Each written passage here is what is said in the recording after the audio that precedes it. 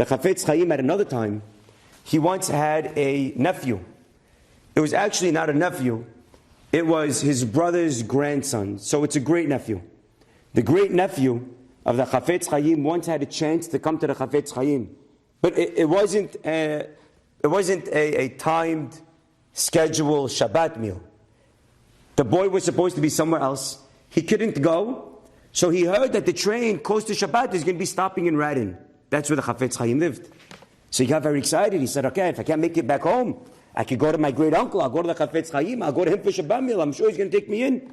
And sure enough, he goes, he knocks on the door. His great aunt opens the door. And he says, hi, hey, Leib, how you doing? How is everything? Great, Baruch Hashem. I'm so sorry, auntie, but I don't have anywhere to be for Shabbat. I'm not going to make it back to the house on time. Can I please come to you for Shabbat? She says, of course. She invites him to the house. She tells him, why don't you go get ready for Shabbat, go rest up a little bit, go put your head down, and soon you'll be able to go to shul. Okay, he got very excited. He goes, gets ready for Shabbat, puts his head down. Chafetz Chaim already went to shul before the boy came. The boy wakes up and he sees the great Chafetz Chaim in the house, sitting down by the Shabbat table. He says, the great rabbi's back home. He sees it's already dark.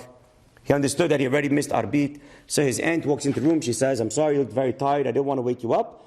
But if you want, you can pray now. He woke up. He starts praying Kabbalat Shabbat, Arbit. And then he goes and he sees the Chafetz Chaim sitting down and learning. And he says, great, Baruch haba, great to have you here. They start the Seudah. They have a beautiful Seudah together.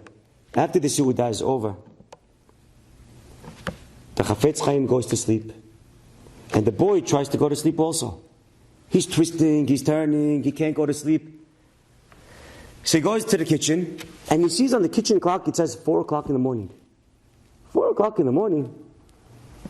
We didn't have that long of a meal. It was a beautiful meal with the great Chafetz Chaim, but we didn't have a till 4 o'clock in the morning meal.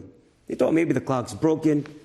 He goes back to bed, he tries to go to sleep. In the morning when he wakes up, he goes to his aunt, and he says, I woke up in the morning. Before I went to sleep, I went to the kitchen and I saw it says 4 o'clock. I think your clock is wrong. It wasn't 4 o'clock.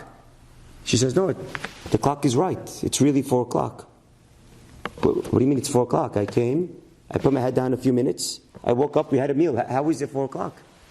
She says, actually it wasn't for a few minutes. It was for a few hours. And the boy slept almost the entire night.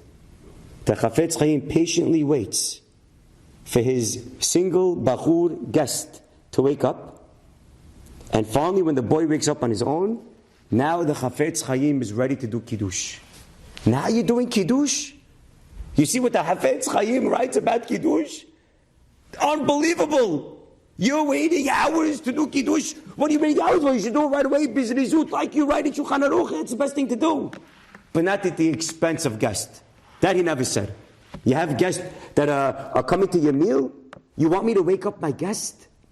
You want me to take away from his sleep so I can do Kiddush? No way. And again, the Chafetz Chaim beautifully shows us the importance of Achnasat Orchim.